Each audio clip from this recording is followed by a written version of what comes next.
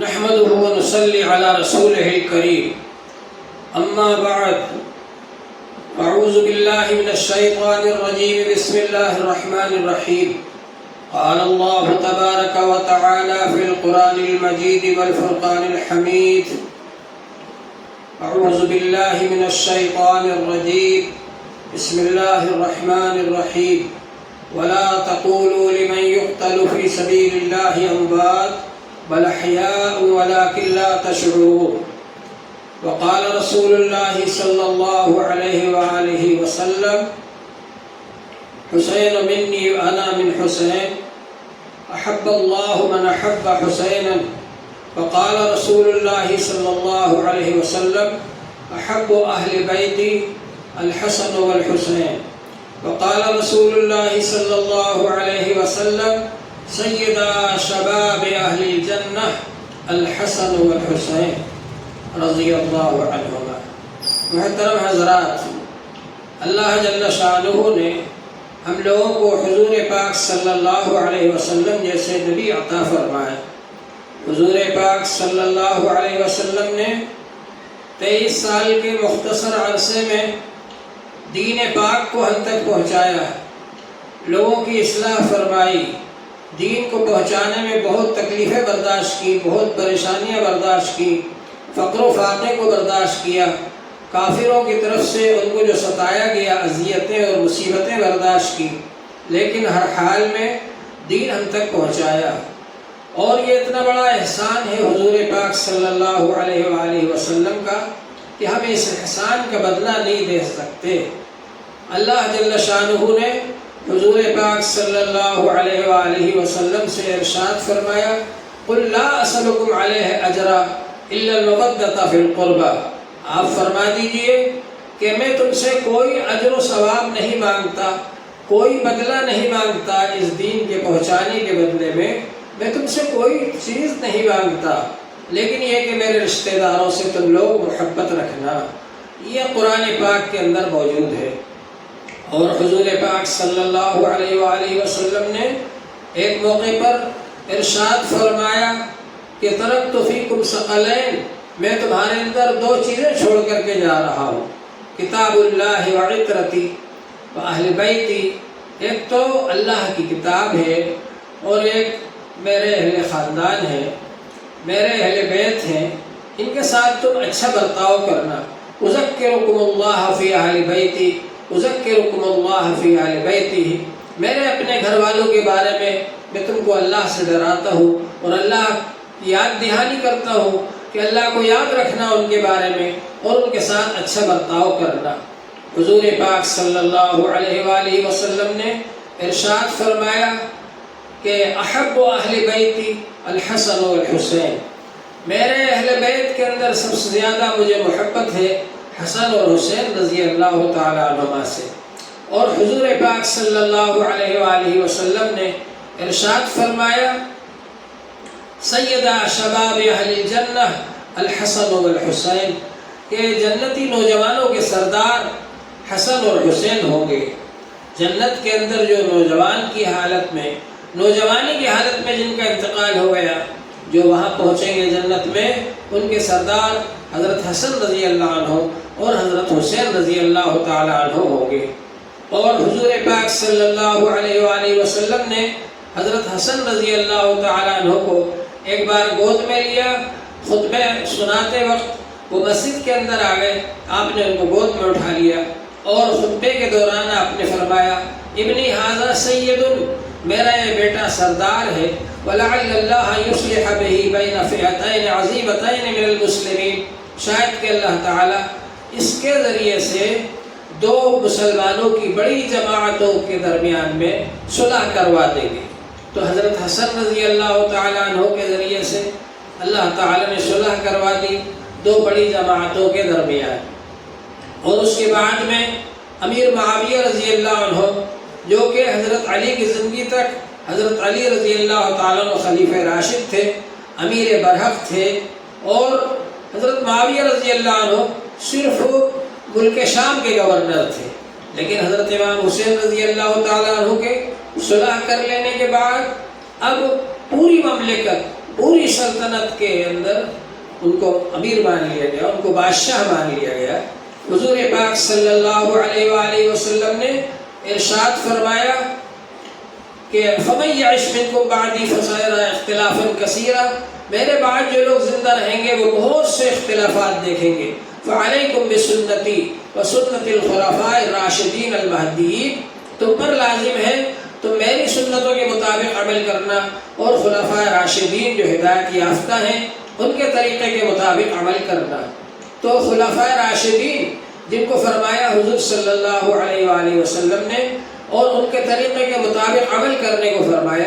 ان میں حضرت علی رضی اللہ تعالیٰ عنہ آخری خلیفہ ہیں، چوتھے خلیفہ ہیں، اور ان کے بعد میں حضرت حسن رضی اللہ عنہ 6 مہینے خلیفہ رہے، اور پھر انہوں نے حضرت معاویہ رضی اللہ عنہ سے صلح کر لی۔ تو اس طرح سے حضرت حسن رضی اللہ عنہ پر خلافت راشدہ ختم ہو جاتی ہے۔ حضور پاک صلی اللہ علیہ وآلہ وسلم نے فرمایا تھا میرے بعد خلافت راشدہ، میرے بعد خلافت نبوت یعنی نبیوں کی خلافت اور نبی کے نائب جو خلفاء راشدین ہیں وہ میرے بعد خلافت رہے گی 30 سال تک، اور اس کے بعد پھر بادشاہت آ جائے گی، اور پھر اس کے بعد کاٹ کھانے والی بادشاہت آ جائے گی۔ تو حضور پاک صلی اللہ علیہ وآلہ وسلم کے بعد میں 30 سال پورے ہو رہے ہیں حضرت علی رضی اللہ تعالیٰ عنہ کے زمانے میں، اور حضرت حسن رضی اللہ عنہ کے صلح کر لینے کے وقت یہ 30 سال پورے ہو رہے ہیں۔ یہ خلافت کا دور ختم ہو گیا، اب اس کے بعد میں بادشاہت کا دور آ گیا، اور امیر معاویہ جو ہے وہ بادشاہ بن گئے، اور اس کے بعد پھر امیر معاویہ نے اپنے بعد اپنے بیٹے یزید کو نامزد کر دیا، مقرر کر دیا، اور ان کو کہہ دیا کہ یہ میرے بعد یہ خلیفہ رہیں گے یا بادشاہ رہیں گے۔ تو اس طرح سے اس سے صحابہ نے اختلافات کیے کہ یہ صحیح نہیں ہے طریقہ، اور بہرحال وہ سلسلہ چلتا رہا۔ یزید کے ہاتھ پر بہت سے لوگوں نے بیعت نہیں کی، اور خود حضرت امام حسین رضی اللہ تعالیٰ عنہ نے بھی بیعت نہیں کی، حضرت عبداللہ ابن زبیر رضی اللہ تعالیٰ عنہ نے بھی بیعت نہیں کی، اور حضرت عبداللہ ابن زبیر رضی اللہ تعالیٰ عنہ مکہ شریف تک چلے گئے، اور مکے والوں نے ان کو اپنا امیر بنا لیا، ان کی عمارت مکہ شریف کے اندر قائم ہو گئی۔ کوفے سے برابر خط آ رہے تھے حضرت امام حسین رضی اللہ تعالیٰ عنہ کے پاس کہ آپ یہاں آ جائیے، ہم آپ کو امیر بنائیں گے، ہم یزید کو امیر نہیں مانتے۔ اور اس طرح سے خط آتے رہے، 150 خط آئے حضرت امام حسین رضی اللہ عنہ کے پاس۔ پھر اس کے بعد میں حضرت امام حسین رضی اللہ تعالیٰ عنہ نے اپنے بھائی مسلم ابن عقیل کو بھیجا کہ وہاں کے حالات کا جائزہ لو۔ جب وہ گئے تو ان کے ہاتھ پر کوفے کے 18,000 لوگوں نے بیعت کر لی حضرت امام حسین رضی اللہ تعالیٰ عنہ کو امیر بنانے کے لیے۔ اور اس کے بعد میں حضرت امام حسین رضی اللہ عنہ کو خط لکھا مسلم ابن عقیل نے کہ یہاں پر حالات سازگار ہیں، سب لوگ آپ کو بیعت کرنا چاہ رہے ہیں، آپ کو امیر بنانا چاہ رہے ہیں، اس لیے آپ تشریف لے آئیے۔ حضرت امام حسین رضی اللہ تعالیٰ عنہ یہ سمجھتے تھے کہ ابھی یزید کے ہاتھ پر لوگوں نے بیعت مکمل نہیں کی ہے، اور کوفے والے بھی خلاف ہیں، مکے والے بھی خلاف ہیں، اور مدینے والے بھی خلاف ہیں، تو اس لیے اس کو ہٹایا جا سکتا ہے اور اس کی جگہ پر دوسرے آدمی کو بنایا جا سکتا ہے، کیونکہ یزید کے جو حالات لوگوں کے سامنے آ رہے تھے کہ وہ شراب پیتا تھا، حرام کاری کرتا تھا، برے کام کرتا تھا، تو اس کی وجہ سے حضرت امام حسین رضی اللہ عنہ اور بہت سے بڑے بڑے حضرات اس کے خلاف تھے۔ بہرحال حضرت امام حسین رضی اللہ عنہ کے پاس مسلم ابن عقیل کا جب خط آیا تو وہ روانہ ہو گئے مکہ شریف سے، حالانکہ بہت سے حضرات نے ان کو منع بھی کیا کہ آپ نہ جائیں، لیکن جب آخری خط آیا کوفے والوں کا جس میں یہ لکھا ہوا تھا کہ اگر آپ نہیں آئیں گے تو ہم قیامت کے دن اللہ جل شانہ کے سامنے آپ کی شکایت کریں گے، اور یہ کہیں گے کہ ایسے وقت میں جب کہ دین کو مٹایا جا رہا تھا، جب دین کو نقصان پہنچایا جا رہا تھا، ایسے نازک وقت کے اندر ہم نے حسین کو بلایا اور وہ نہیں آئے۔ جب یہ خط ملا تو حضرت امام حسین رضی اللہ عنہ روانہ ہو گئے۔ ادھر یہ حالات ہوئے کہ یزید نے کوفے کا گورنر ابن زیاد کو بنا دیا، اور ابن زیاد نے آ کر کے وہاں پر بہت ہی زیادہ ظلم و ستم شروع کر دیے، اور جو لوگ سردار لوگ بیعت ہوئے تھے امام حسین رضی اللہ عنہ سے، ان کو بلا کر کے ڈرایا دھمکایا، اور یہ کہا اگر تم ان کی بیعت سے علیحدہ نہیں ہوگے تو پھر ہم تمہارے ساتھ میں بہت زیادہ سخت برتاؤ کریں گے۔ تو بہرحال وہ لوگ الگ ہو گئے، اور مسلم ابن عقیل کو تنہا چھوڑ دیا انہوں نے، اور مسلم ابن عقیل رضی اللہ عنہ کو ابن زیاد نے بلا کر کے شہید کر دیا۔ انہوں نے شہید ہونے سے پہلے پھر پیغام بھیجا حضرت امام حسین رضی اللہ عنہ کے پاس کہ آپ نہ آئیں، لیکن امام حسین رضی اللہ عنہ مکہ شریف سے روانہ ہو چکے تھے اور راستے میں تھے۔ جب ان کو یہ معلوم ہوا کہ مسلم بن عقیل کو شہید کر دیا گیا ہے تو انہوں نے واپسی کا ارادہ کہا، لیکن امام حسین کے اور مسلم بن عقیل کے جو رشتہ دار تھے، مسلم بن عقیل کے جو بیٹے تھے، انہوں نے کہا کہ ہمیں آگے چلنا چاہیے۔ تو حضرت امام حسین رضی اللہ عنہ نے بھی یہ مناسب نہیں سمجھا کہ مسلم بن عقیل کے بیٹوں کو چھوڑ کر خود وہاں سے واپس ہو جائے، وہ بھی آگے بڑھے، آگے بڑھتے چلے آئے، یہاں تک کہ فرات کے قریب آ گئے، اور جب وہاں آئے تو حر ابن یزید کو، حر ایک شخص ہے، اس کے باپ کا نام بھی یزید ہے، حر کو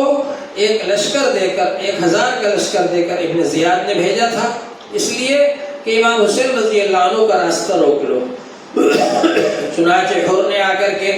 راستہ روک لیا امام حسین رضی اللہ عنہ کا، کہا کہ اب آپ یہاں سے آگے نہیں جا سکتے۔ اس جگہ کا نام کربو بلا ہے، وہاں پر ان کو روک دیا گیا، اور پھر ابن زیاد نے ایک لشکر عمرو بن سعد کے ساتھ بھیجا 4000 آدمیوں کا، اور کہا کہ تم جاتے سے ہی جنگ شروع کر دو، لیکن عمرو بن سعد نے آتے سے ہی جنگ شروع نہیں کی، بلکہ آ کر کے بات چیت کی، اور حضرت امام حسین رضی اللہ عنہ نے فرمایا کہ اگر تم کو میرا آنا ناپسند ہے تو میں واپس چلا جاتا ہوں۔ حالانکہ آپ نے خطبہ دیا، اور اس خطبے کے اندر آپ نے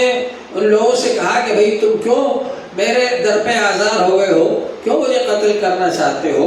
میں نے تو کوئی ایسا جرم نہیں کیا جس کی وجہ سے مجھ کو قتل کیا جائے۔ اور امام حسین رضی اللہ تعالیٰ عنہ نے وہ تھیلا نکال کر کے اور اس میں سے خط نکال کر پڑھ کر سنائے کہ تم ہی لوگوں نے مجھے بلایا ہے خط لکھ کر کے، لیکن وہ لوگ جنہوں نے خط لکھے تھے وہ یزید کے لشکر میں شامل تھے، اور انہوں نے کہہ دیا کہ ہم نے آپ کو کوئی خط نہیں لکھا۔ بہرحال حضرت امام حسین رضی اللہ تعالیٰ عنہ کو میدان کربلا میں روک لیا گیا، اور عمرو بن سعد سے حضرت امام حسین رضی اللہ عنہ نے فرمایا کہ یہ 3 باتوں میں سے کوئی ایک بات مان لو، یا تو یہ کہ میں جہاں سے آیا ہوں مکہ شریف وہیں واپس چلا جاتا ہوں، یا کہ یزید کے پاس میں خود جاتا ہوں اور جا کر کے اس کو نصیحت کرتا ہوں، اس کو بتلاتا ہوں کہ جو تمہارے حالات ہیں ان حالات سے لوگ تم سے نفرت کر رہے ہیں، تم اپنی اصلاح کر لو۔ اگر وہ اپنی اصلاح کر لیتا ہے تو ٹھیک ہے، اور اگر وہ اصلاح نہیں کرتا ہے تو اس کی جگہ پر ہم لوگوں کو جمع کر کے اور دوسرے آدمی کو بنا دیتے ہیں، اور یا پھر یہ کہ مجھ کو جانے دو اور میں جا کر کے سرحد پر جاتا ہوں اور وہاں کافروں سے جنگ کرتے ہوئے، جہاد کرتے ہوئے وہاں پر میں شہید ہو جاتا ہوں۔ یہ 3 باتوں میں سے کوئی ایک مان لو۔ عمرو بن سعد نے کہا یہ تو بہت اچھی بات ہے۔ وہ تینوں باتیں لکھ کر کے اس نے ابن زیاد کے پاس بھیج دی۔ ابن زیاد نے جب وہ خط پڑھا تو اس کے پاس شمر ذی الجوشن بیٹھا ہوا تھا، اس نے کہا کہ نہیں، ان تینوں باتوں میں سے کوئی نہ مانو اور ان کو یزید کے پاس نہ جانے دو۔ اگر یزید کے پاس یہ چلے گئے تو تیری کوئی عزت باقی نہیں رہے گی یزید کی نظر میں۔ ابن زیاد کے دماغ میں یہ بات بیٹھ گئی اور اس نے کہا شمر ذی الجوشن سے کہ میں تم کو یہ ایک لشکر دے رہا ہوں، تم جاؤ اور جاتے سے ہی جنگ شروع کر دو۔ چنانچہ شمر ذی الجوشن کو 22,000 کا لشکر دیا اور اس کو روانہ کیا، اور وہ سب لوگ وہاں آ کر کے حضرت امام حسین رضی اللہ تعالیٰ عنہ سے جنگ کرنے لگے۔ حضرت امام حسین رضی اللہ تعالیٰ عنہ کے ساتھ میں آپ کے بیٹے تھے، آپ کے بھتیجے تھے، اور آپ کے بھانجے تھے، اور آپ کے رشتہ دار تھے، اور بہت کم لوگ تھے آپ کے ساتھ میں، اور اس طرف اتنی بڑی فوج تھی۔ اور ان لوگوں نے یہ سوچا کہ جب امام حسین رضی اللہ عنہ کے رشتہ داروں کو شہید کر دیا جائے گا تو یہ مجبور ہو جائیں گے ہماری بات ماننے پر، اس لیے وہ اس طرح سے جنگ کرتے تھے کہ ایک آدمی امام حسین رضی اللہ عنہ کی طرف سے آتے تھے اور وہ لوگ ان پر حملہ کرتے تھے، اس طرح سے ایک ایک کو بلا کر کے اور ان سب لوگوں نے مل کر کے شہید کر دیا۔ حضرت امام حسین رضی اللہ تعالیٰ عنہ کے بیٹے ہیں علی اکبر، ان کو شہید کر دیا گیا۔ حضرت امام حسین رضی اللہ عنہ کے سب سے چھوٹے بیٹے علی اصغر، وہ تو دودھ پیتے تھے، ان کو لے کر کے آگے گود میں اور کہا کہ اس بچے نے تمہارا کیا بگاڑا ہے، اس کے لیے تو کم سے کم پانی لانے کی اجازت دے دو، لیکن ان کمبختوں نے تیر مارا اور علی اصغر کو بھی شہید کر دیا۔ اور اس طرح سے قاسم بھی شہید ہو گئے اور بہت سے حضرات جو وہاں تھے وہ سب شہید ہو گئے۔ آخر میں حضرت امام حسین رضی اللہ تعالیٰ عنہ بچے۔ حضرت امام حسین رضی اللہ تعالیٰ عنہ لڑتے رہے اور بہادری کے ساتھ میں لڑتے رہے، ان سے جنگ کرتے رہے، اور ان کے جسم کے اوپر اتنے زیادہ زخم تھے، تیر کے، تلوار کے اور نیزوں کے اور بھالوں کے اتنے زیادہ زخم تھے کہ 80 کے قریب زخم تھے حضرت امام حسین رضی اللہ تعالیٰ عنہ کے جسم مبارک پر۔ اور پھر آخر میں سنان ابن انس نخعی نے ایک نیزہ مارا، وہ آر پار ہو گیا اور حضرت امام حسین رضی اللہ عنہ شہید کر دیے گئے۔ اور پھر ان کے سر مبارک کو کاٹا گیا اور شہداء کربلا کے سر مبارک کو، سروں کو کاٹا گیا اور ان کو لے جا کر نیزے پر اٹھا کر کے کوفے میں جلوس نکالا گیا۔ اور حضرت امام حسین رضی اللہ عنہ کے ساتھ میں جو خواتین تھیں خیمے کے اندر، حضرت زینب رضی اللہ تعالیٰ عنہ، حضرت امام حسین رضی اللہ تعالیٰ عنہ کی بہن، اور حضرت سکینہ رضی اللہ تعالیٰ عنہ، حضرت امام حسین رضی اللہ عنہ کی بیٹی، اور جو خواتین تھیں ان سب کو بھی اٹھ پر بٹھا کر کے لے گئے اور ان کا بھی جلوس نکالا کوفے کے اندر۔ اور علی زین العابدین جو کہ بیمار تھے، اس وجہ سے وہ میدان جنگ میں نہیں آ پائے، ان کو بھی لے گئے اور ان کو بھی بٹھا کر کے اوپر جلوس نکالا، پورے کوفے کے اندر گھماتے رہے۔ پھر اس کے بعد میں ابن زیاد کے سامنے سر مبارک کو رکھا گیا اور ابن زیاد نے دربار کیا، اور دربار میں ایک چھڑی اس نے حضرت امام حسین رضی اللہ عنہ کے چہرے اقدس پر لگائی، لبوں پر لگائی، اور کہا کہ اسی منہ سے کہتے تھے کہ میں یزید کی بیعت نہیں کروں گا۔ حضرت انس رضی اللہ تعالیٰ عنہ اٹھ کر کھڑے ہو گئے اور انہوں نے ابن زیاد سے کہا، او کمبخت، تیری چھڑی کو ہٹا لے، اس چہرے پر، ان لبوں پر میں نے حضور پاک صلی اللہ علیہ وسلم کو بوسہ دیتے ہوئے دیکھا ہے۔ تو بہرحال حضرت امام حسین رضی اللہ عنہ کے ساتھ میں یہ بدتمیزی کی۔ حضرت امام حسین رضی اللہ عنہ کی لاش مبارک پر ان لوگوں نے 12 آدمی گھوڑے والے لا کر کے اور ان کی لاش مبارک پر گھوڑے دوڑا دیے اور لاش مبارک کو روک دیا۔ یہ سب کچھ ان لوگوں نے کیا امام حسین رضی اللہ عنہ کے ساتھ۔ پھر اس لٹے پٹے قافلے کو دمشق روانہ کر دیا، اور دمشق میں یزید کے دربار میں یہ قافلہ پہنچا تو یزید نے یہ کہا کہ اگر آج میرے باپ دادا زندہ ہوتے تو وہ اس بات کو دیکھ لیتے کہ میں نے جنگ بدر کا بدلہ لے لیا ہے۔ تو ان لوگوں کے دل میں بغض چھپا ہوا تھا کہ انہوں نے کیونکہ ہم سے جنگیں کی ہیں اس لیے ہم ان سے جنگ کریں گے۔ وہ بغض اس نے ظاہر کر دیا اس وقت، اور ظاہری طور پر پھر جب دیکھا کہ چاروں طرف سے لوگ مخالف ہو رہے ہیں اور یزید کی مخالفت اور برائی ہو رہی ہے، اس سے لوگ نفرت کر رہے ہیں، تو پھر یزید نے ڈھونگ رچایا اور یہ کہا کہ 3 دن تک سوگ منایا جائے۔ بہرحال حضرت امام حسین رضی اللہ تعالیٰ عنہ کو شہید کر دیا گیا، اور اس وقت یزید یہ سمجھ رہا تھا کہ میری یہ حکومت ہمیشہ ہمیشہ باقی رہے گی، اور یزید یہ سمجھ رہا تھا کہ میں جو چاہوں گا کروں گا۔ ایک طرف اللہ کا قانون تھا، ایک طرف یزید کی حکومت تھی، ایک طرف شریعت کا قانون تھا، قرآن پاک کا قانون تھا، اور یزید یہ چاہتا تھا کہ قرآن پاک کے قانون کو ختم کر دے، شریعت کے قانون کو ختم کر دے، اور اپنے منمانہ قانون چلائے اور اپنی طبیعت کا قانون چلائے۔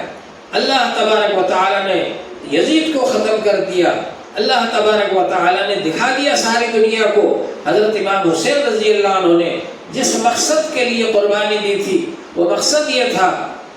کہ اللہ کا دین ساری دنیا کے اندر جاری اور ساری رہے، اور یزید جو دین کو مٹانا چاہتا ہے، دین کو ختم کرنا چاہتا ہے، اپنا من مانا قانون لانا چاہتا ہے اور اپنی طبیعت کا قانون لانا چاہتا ہے اور شریعت کے قانون کو ختم کرنا چاہتا ہے، مکاری کو جاری کرنا چاہتا ہے اور اخلاص کو ختم کرنا چاہتا ہے۔ اللہ تبارک و تعالیٰ کے بھیجے ہوئے قانون کو ختم کرنا چاہتا ہے اور دنیا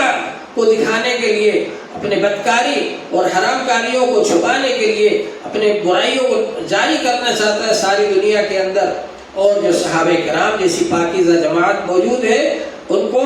یا تو وہ اپنے طاقت کے زور سے اپنے فیور میں کرنا چاہتا ہے تاکہ وہ خاموش رہیں اور یزید کے برے ارادوں کے اندر حائل نہ ہو اور یہ جو چاہے کرتا رہے. لیکن حضرت امام حسین رضی اللہ تعالیٰ عنہ نے مقابلے پر آ کر جہاد کر کے اس سے جنگ کر کے اور اس کو یہ ظاہر کر دیا ساری دنیا کے سامنے کہ یزید کے ارادے غلط ہیں، یزید کی حکومت غلط ہے، یزید کا قانون غلط ہے، یزید کی عادتیں اچھی نہیں ہیں، یزید کے اندر برائیاں پائی جاتی ہیں. اور اس کے نتیجے میں ساری دنیا کے سامنے یہ ظاہر ہو گیا. سب لوگ یزید سے نفرت کرنے لگے اور یزید جس نے